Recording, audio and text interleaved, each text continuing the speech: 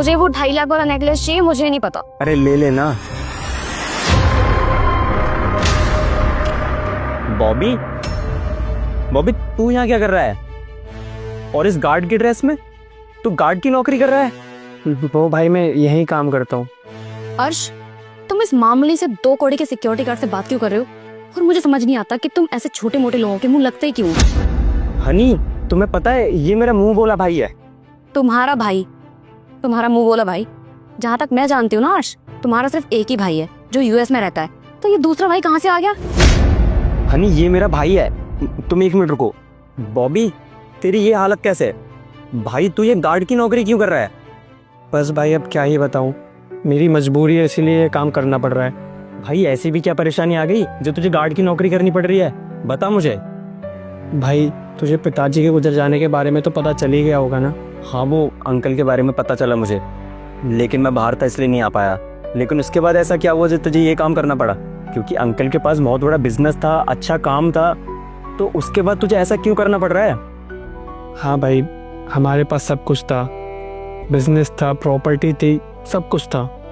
लेकिन पापा जी के जाने के बाद भैया और भाभी ने धोखे से प्रॉपर्टी के पेपरों पर साइन करवा लिए मुझसे और मेरी सारी प्रॉपर्टी अपने नाम करवा ली। अब मेरे पास कुछ भी नहीं बचा। और उसके बाद उन्होंने धक्के मार के मुझे घर से निकाल दिया। यहाँ तक कि मुझे मेरी डिग्रियाँ भी नहीं दी ताकि मैं बाहर जाके कहीं अच्छी जॉब ना कर लूँ। और उसके बाद मैं अपने कुछ दोस्तों के पास भी गया था, लेकिन धीरे धीरे करके उन दोस्तों ने भी अपने रंग दिखाना शुरू कर दिए। वो कहते हैं ना, जब इंसान के पास पैसा नहीं होता तो कोई भी उसकी इज्जत नहीं करता।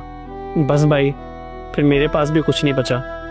ये घाट की नौकरी मिल गई तो मुझे करनी ही पड़ी, आखिर पेट जो पालना है। सच में आज के ज़माने में भाई भाई का दुश्मन बना हुआ है। लेकिन तेरा भाई ऐसा करेगा ऐसा मैंने सपने में भी नहीं सोचा था। लेकिन तेरे भाई ने तेरे साथ ऐसा किया था तो तू मुझे बता सकता था, मैं तेरी कुछ मदद करता। पर तुझे ऐसा काम करने की क्या ज़रूरत थी? अर्श, हम दोनों को बहुत ज़्यादा लेट हो रहा है, शॉपिंग भी करनी है, प्लीज चलो ना। फालतू बातें करने का इतना टाइम नहीं है हमारे पास। हनी तुम्हें दिखाई नहीं दे रहा मैं बात कर रहा हूँ? 2 मिनट रुक जाओ, मुझे बात करने दो। भाई तेरे साथ इतना कुछ हो गया, तूने मुझे क्यों नहीं बताया? मुझे कॉल क्यों नहीं किया? भाई मैंने बहुत कोशिश की तुझे बताने की। मैं सोच भी रहा था कि तुझे कॉल करके सब कुछ बता दूं, लेकिन जब मेरे अपने ही भैया भाभी ने मेरा साथ नहीं दिया तो तू तो मेरा मुंह बोला भाई था।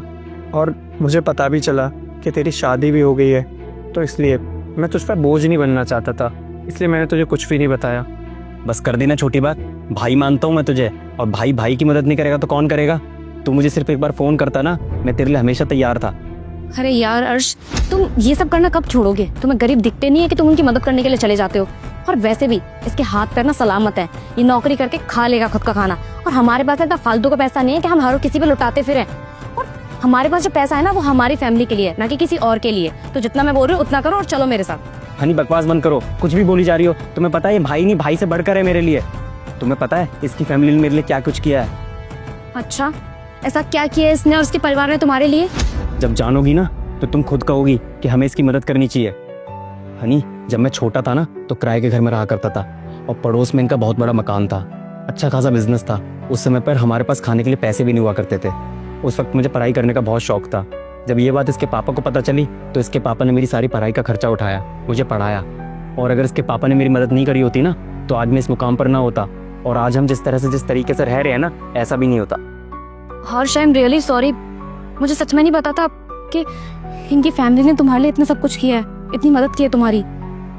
भैया प्लीज मुझे माफ कर दीजिए, मैंने इतनी बदतमीज से बात की आपसे। मुझे सच्ची नहीं पता था कि आपने मेरे पति के लिए इतना सब कुछ किया है। अगर पता होता तो शायद इस तरीके से बात मैं कभी नहीं करती आपसे। वो दरअसल बात ऐसी है कि इनकी आदत है हर किसी की मदद करने की, लेकिन ऐसा भी तो है कि हर कोई सच नहीं बोलता। बस इसीलिए मैं इनसे मना करती हूँ कि इन्हें हर किसी की मदद नहीं करनी चाहिए। अरे कोई बात नहीं भाभी जी, वैसे भी आपको इन सब चीज़ों के बारे में कहाँ पता था। मुझे आपकी बातों का बिल्कुल बुरा नहीं लगा।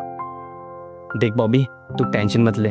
तुझे पता है तेरे भाई ने बहुत अच्छा बिजनेस शुरू किया है और अच्छा खासा काम है। मैं तुझे अपनी कंपनी में एज अ मैनेजर की पोस्ट दूंगा, क्योंकि मुझे पता है कि तू उसके काबिल है। अब मैं तुझसे पूछना चाहता हूँ बॉबी, क्या तू करेगा मेरी कंपनी में एज अ मैनेजर की जॉब? अरे नहीं नहीं भाई, इसकी कोई ज़रूरत नहीं है। तूने मेरे बारे में इतना सोचा, मेरे लिए वही बहुत है। मैं इस काम से बहुत ज़्यादा खुश हूँ। ये कैसी बात कर रहा है तू? तुझे पता है जब किसी के ऊपर मुसीबत आती है ना, या हम पर भी मुसीबत आती है, तो हमें उस मुसीबत का सामना करना चाहिए, ना कि उससे मुंह छिपा के भागना चाहिए। आई बात समझ में? अभी गार्ड की नौकरी छोड़ और मेरे साथ चल। आज से तुम मेरे साथ रहेगा, मेरी फैमिली का मेंबर बन के। हाँ भैया प्लीज मना मत करिए, आप हमारे साथ हमारे घर में रहिए, हमारी फैमिली का हिस्सा बन के। चलिए प्लीज। चल बाहर आ।